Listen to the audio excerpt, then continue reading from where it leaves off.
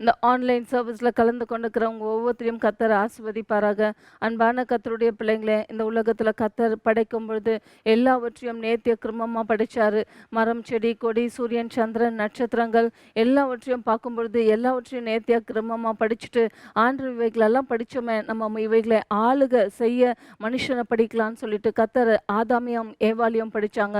அவர்களிடமிருந்து தான் இந்த பூமியில வந்துட்டு பாவம்ன்றது உண்டாச்சு.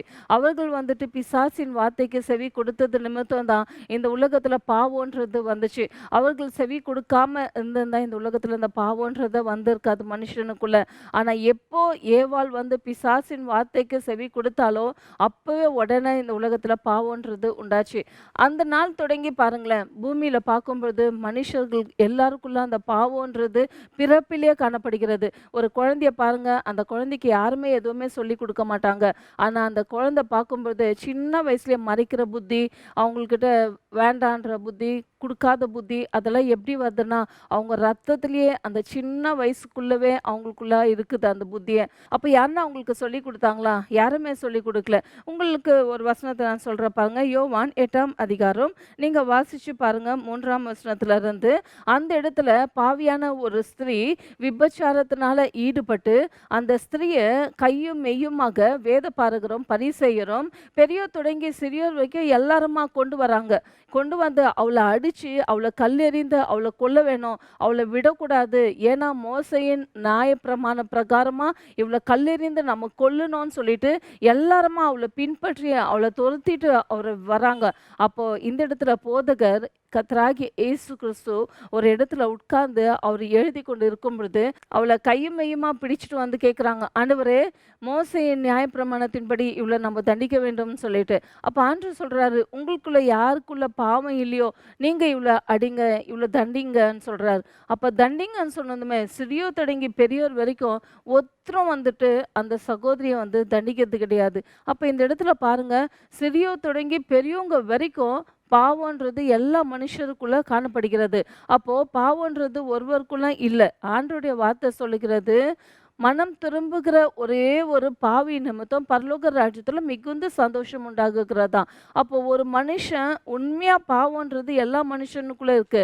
அப்போ ஒரு மனுஷன் பாவம் செய்யும் பொழுது அந்த பாவத்துல இருந்து அவன் மனம் திரும்பும் பொழுது பரலோக ராஜ்யத்திலும் சரி அவனுக்குள்ளும் சரி ஒரு பெரிய மாற்றத்தை கர்த்தர் உண்டாக்குகிறார். இந்த இடத்துல உங்களுக்காக நான் ஒரு வசனத்தை வாசிக்கிறேன் பாருங்கள்.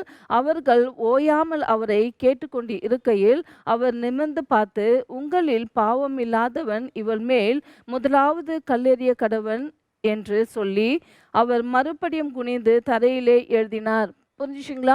அப்போ யாருன்னா ஒருத்தரனா கல்லெறிஞ்சு அடிச்சாங்களா? ஒருத்தருமே கல்லெறிந்து அடிக்கவில்லை. அப்போ பார்க்கும்பொழுது எல்லா மனுஷங்களும் பாவம் செய்து தேவ மகிமையை அற்றவர்களா இருக்கிறாங்க இந்த பூமியில. அப்போ எல்லாருமே கல்லு கீழே போட்டுட்டு அவங்க என்ன பண்ணிடுறாங்க? அமைதியா போயிடுறாங்க. ஏன்னா ஒருத்தருக்குள்ள பாவம் இல்லைன்ட்டு நம்ம நீதிமான் அப்படின்னு சொல்லிட்டு சொல்றதுக்கு ஒருத்தருமே கிடையாது. அந்த இடத்துல நிரபராதி ஒரு நீதிமான்ன்ட்டு சொல்றதுக்கு யார் தான் இருக்கிறாங்கன்னா, கர்த்தராகிய இயேசு கிறிஸ்து ஒருவர் மட்டும் தான் இருக்கிறாரு.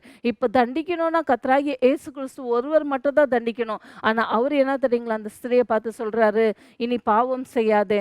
அப்போ இனிமேல் நீ பாவம் செய்யாத, மனம் திரும்பி நீ வாழு அப்படின்னு சொல்றாரு.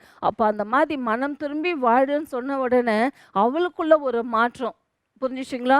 அப்போ உங்க பாவங்கள் உண்மையா நீங்க மனம் திரும்பும் பொழுது, எப்படியாப்பட்ட பாவமா இருந்தாலும் சரி, அந்த பாவத்திலேருந்து ஆண்டவரே என்னை மன்னிங்க ஆண்டவரே, நான் செய்தது பாவம், நான் செய்தது தவறு, என்னை மன்னிங்க ஆண்டவரேன்னு கேட்கும்பொழுது, கர்த்தராகிய இயேசு கிறிஸ்து உங்களை மன்னிக்க அவர் உண்மையுள்ளவராய் காணப்படுகிறார். உங்களுக்காக நான் ஒரு சம்பவத்தை சொல்றேன் பாருங்களேன். ஒரு தகப்பனும் ஒரு பிள்ளையா இருந்தாங்களாம். அந்த தகப்பன் வந்துட்டு அந்த பிள்ளைகிட்ட சொல்லிட்டு போனாங்களாம், நான் போயிட்டு வர வரைக்கும் நீ இந்த பெட்டியை மட்டும் என்ன பண்ணாத, ஓப்பன் பண்ணாத. ஆனா உனக்கு வேண்டியதெல்லாம் இந்த ரூம்குள்ள என்னென்ன உனக்கு வேணுமோ எல்லாத்தையும் வச்சுருக்கிறேன் நானு. நீ எல்லாத்தையும் வச்சுட்டு ஆடிட்டு விளையாடிட்டு நீ ஜாலியா இருப்பா. ஆனா இந்த பெட்டி மட்டும் என்ன பண்ணாத, ஓப்பன் பண்ணாதன்னு சொல்லிட்டு அவர் என்ன பண்ணாங்களாம், ஃபேன் போட்டு விட்டுட்டு நீ கூலா இருன்னு சொல்லிட்டு போயிட்டாராம் அப்பா. நான் போயிட்டு வரேன்னு சொல்லிட்டு தகப்பன் போயிட்டு இருக்கிறாரு. தகப்பன் போயிட்டு இருந்தா, அப்பா போறப்ப நம்மளுக்கு சொன்னாரு, "நீ எல்லாத்தையும் வச்சுக்கின்னு விளையாடிட்டு எல்லாம் ஜாலியா இரு. ஆனா இந்த பெட்டிய மட்டும் திறக்காதன்னு" சொன்னாரு.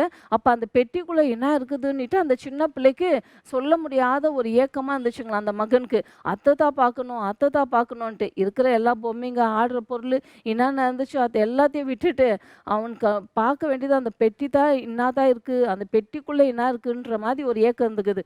உடனே அவன் என்ன பண்றான் தெரியுங்களா? நம்ம பார்த்தே பார்த்துடலாமேன்னு சொல்லிட்டு, அந்த பெட்டிய ஓப்பன் பண்ணா நான் பாருங்கோ, ஓப்பன் பண்ணதும் அந்த பெட்டிக்குள்ள அப்பா என்ன பண்ணியிருக்கிறார் தெரியுங்களா? ஃபுல்லா இந்த பஞ்சு இது தூளு மாரி பண்ணி போட்டு விட்டுட்டு போயிட்டுருக்கிறாரு. அப்ப ஏற்கனவே ஃபேன் ஓடிட்டுருக்கு ரூம்ல. அவன் ஓப்பன் பண்ணி பார்த்தானுங்களாம் பாருங்க. பஞ்சு தூள் ஃபுல்லா நனைஞ்சிருக்கு. அப்ப அதெல்லாம் என்ன ஆயிடுச்சுங்களாம், அந்த ரூம் முழுக்க பஞ்சு தூளா அந்த மாதிரி ஆயிட்டிருக்கு. ஆயிட்டிருந்தோமே உடனே தகப்பன் இப்போ வீட்டுக்குள்ளாக வந்துட்டார். வந்துட்டு இருந்தோம். அப்ப அப்பா என்ன சொல்றாரு, "மகன் நான் வந்துட்டு இத ஓப்பன் பண்ணுவேனான்னு தானே சொன்னேன்.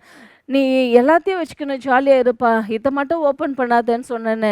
ஆனா அவன் உடனே மனம் திரும்பிட்டான். "அப்பா நீங்க சொன்னீங்க அப்பா. ஆனா நான் தெரியாம நான் செய்துட்டேன். என்ன மன்னிச்சிடுங்க அப்பா. இது ஒரு முறை மன்னிச்சிடுங்க அப்பா. நான் தெரியாம பண்ணிட்டேன். என்ன மன்னிச்சிடுங்க அப்பான்னதும்." உடனே அந்த தகப்பன் என்ன தெரியுமா சொல்றாரு, "சரி விடு மகன். நீ தெரியாம செய்துட்ட. நான் உன்ன மன்னிக்கிறேன்ட்டு." உடனே அந்த தகப்பன் அந்த பிள்ளைய மன்னிச்சிடுறாரு. மன்னிச்ச உடனே அவனுக்குள்ள உண்மையான ஒரு மாற்றம். இப்போ அந்த மாற்றத்த இனிமேல் அவன் வாழ்க்கையில செய்வானா?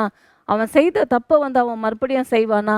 அவன் செய்த தப்ப அவன் ஒரு நாளும் அவன் செய்ய மாட்டான். ஏன் அவன் செய்ய மாட்டான்? அவ்வளோ இரக்கப்பட்டு, அவ்வளோ இரக்க மனதோடு அந்த தகப்பன் மன்னிச்சிட்டாரு. இனிமேல் வந்துட்டு நம்ம பாவம் செய்யவே கூடாது. அப்பாவுக்கு விரோதமா நம்ம ஒரு நாளும் பாவம் செய்யக்கூடாதுன்னு சொல்லி, உண்மையா அந்த மகன் என்ன பண்ணாங்களாம், அந்த நாளு மனம் மாறினானாம். மனம் மாறுனது மட்டும் இல்ல, அவன் வாழ்க்கையில மிகுந்த சந்தோஷத்தையும், ஒரு சமாதானத்தையும், ஒரு மகிழ்ச்சியும் வாழ்க்கையில அனுபவிச்சானா. அப்போ நம்மளுடைய ஆசீர்வாதங்கள் குறுகி போகிறதுக்கு காரணம் என்ன தெரியுங்களா? நம்ம மனம் மாறாதது தான். நம்ம மனம் திரும்பும் பொழுது நம்மளுடைய ஆசீர்வாதங்கள், நன்மைகள் நம்மளை தேடி ஆட்டோமேட்டிக்கா வரும். ஏன்னா மனம் திரும்புகிற அந்த பாவம் மனம் திரும்பும் பொழுது பெரிய ஆசீர்வாதங்களும் பெரிய நன்மைகளும் நம்ம வாழ்க்கையில பெற்றுக்கொள்வோம். இந்த வேளையில கண்களை மூடி நம்ம செபிக்கலாங்களா? நீங்க ஆண்டவர்கிட்ட கேளுங்க. நீங்க என்ன பாவம் செய்திருந்தாலும், ஆண்டவரே என் குற்றத்தை மன்னிங்கப்பா, என் பாவத்தை மன்னிங்கப்பா, என்னை மன்னிச்சு என்னை நீங்க ஏற்றுக்கோங்க ஆண்டவரேன்ட்டு நீங்க கேளுங்க. என் தேவனாகிய கர்த்தர் உங்களை மன்னிக்க அவர் உண்மையுள்ள தேவனாய் காணப்படுகிறார். அவரை அடிச்சவங்களை கூட அவர் மன்னிச்சாரு. பிதாவே தாங்கள் செய்கிறது என்னது என்று அறியாமல் இருக்கிறார்கள், உங்களை மன்னியுங்கன்ட்டு அவர் உங்களையும் மன்னிக்க அவர் உண்மையுள்ள தேவனாய் காணப்படுகிறார். இந்த வேளையில கண்களை மூடி நம்ம செபிக்கலாங்களா? எங்களை அதிகமாக நேசிக்கிற எங்கள் ஜீவனுள்ள தகப்பனை உமக்கு நாங்கள் நன்றி செலுத்துகிறோம். இந்த ஆன்லைன் சர்வீஸ்ல கலந்து கொண்டிருக்கிற ஒவ்வொரு பிள்ளைகளையும் என் தேவனாகிய கர்த்தர் நீங்க ஆசீர்வதிங்க. மனம் திரும்புகிற ஒரே ஒரு பாவி நிமித்தம் அப்பா பரலோக ராஜ்யத்துல மிகுந்த சந்தோஷம் உண்டாகுகிறதே என்று நாங்கள் பார்க்கிறோமே. இந்த பூமியில வாழ்கிற நாங்கள் அனைவரும் தகப்பனை பாவிகளாக அப்பா பாவம் செய்கிறவர்களாக காணப்படுகிறோம். ஆனால் எங்கள் குற்றங்கள், குறைகள், பாவங்கள் எல்லாவற்றையும் அப்பா மன்னிக்கிறவர் நீங்க அப்பா. உம்முடைய பாதத்துல வந்து எந்தெந்த பிள்ளைங்க அப்பா மனம் திரும்புகிறார்களோ அவங்களை மன்னித்து அவங்களை ஏற்றுக்கணும் அப்பா. உம்முடைய பிள்ளையாய் அப்பா அவங்களை நீங்க ஆசீர்வதித்து உயர்த்துங்க. எந்தெந்த தடைகள் அப்பா அவங்களை ஆசீர்வதித்த நன்மைகளும் காணப்படாதபடிக்கு தடைப்பட்டிருக்கோம், எல்லா தடைகளை உடைத்து அவங்களை கத்த நீங்க ஆசீர்வதிங்க.